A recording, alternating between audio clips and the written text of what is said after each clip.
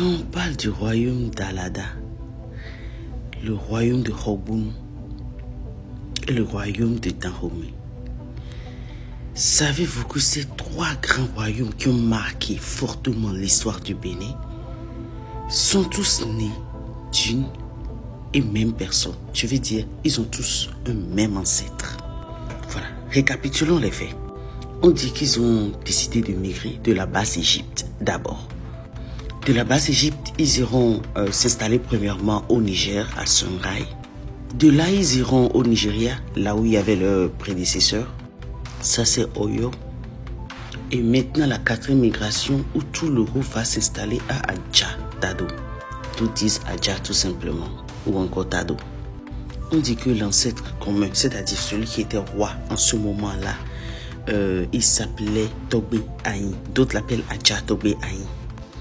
D'autres disent qu'il est descendant de leur ancêtre Oduduwa du Nigeria. C'est pour ça qu'on dit que les peuples du sud du Bénin descendent tous d'un même ancêtre Oduduwa. Ce qui les relie bien sûr aux Yoruba et aux gens du Savé et les Nago, je veux dire. On dit qu'ils ont même installé leur principe de base. C'était quoi? C'était le Fa qui désignait les successeurs. Et l'histoire relie cette époque un peu à l'ère chrétienne. On dit aussi que Togbe Aïn avait fait escale à Ké. Ké, c'est aujourd'hui appelé Kétou. On dit qu'ils se sont répartis en plusieurs groupes. Et après ça, ils sont tous allés maintenant élire domicile définitivement à Azamé. Azamé sera plus tard appelé Tado ou Adja Tado. Nous sommes dans le Molu, au XIe siècle. On dit que dans ce groupuscule, il y avait les Hula, il y avait les Aïzo, il y avait les Fon, il y avait les Weda, il y avait les Evé. Les Hula, il faut le dire, ils sont restés jusqu'à aujourd'hui dans le sud du Bénin et un peu dans le sud du Togo. Les Weda, ils vont s'installer plus tard à Savi et voilà, quand le colon va arriver, il ne pourra pas prononcer Weda, il dira Wida. Les Evé, eux, ils sont plus tard partis à Noche. Et de là, ils auront des ennuis avec le roi Agokoli. Ils vont se séparer. Il y aura certains qui vont s'installer au Ghana, d'où aujourd'hui l'origine des Evé du Ghana. Ensuite, des Evé qui vont s'installer dans le sud du Bénin, d'autres dans le sud du Togo. On dit que leur commerce était principalement basé sur le troc et qui se nourrissait de chasse, de pêche, d'élevage et qui fabriquait des flèches. Et le clan qui fabriquait surtout les flèches, qui travaillait le fer, la matière, c'était le clan des Alou. Le clan qui avait le pouvoir politique, lui, c'était plutôt le clan des Azano.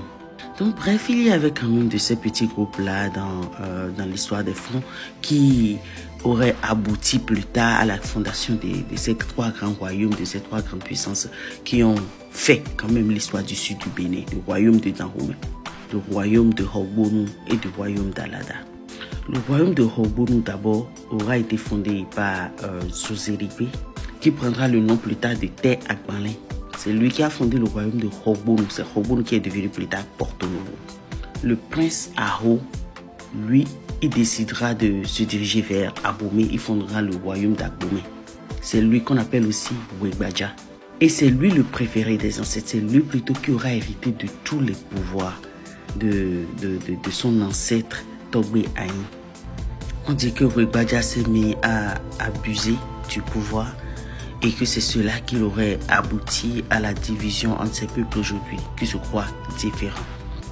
Wegbaja, qui était encore appelé le prince Aho avant d'être roi.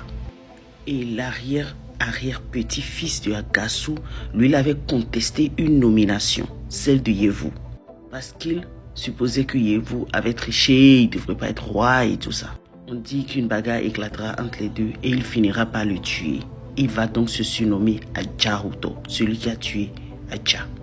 Et c'est lui qui fondera plutôt le royaume de Alada de Toussaint Louverture. Et c'est ainsi qu'on peut récapituler l'histoire des trois grands royaumes du sud du Bénin.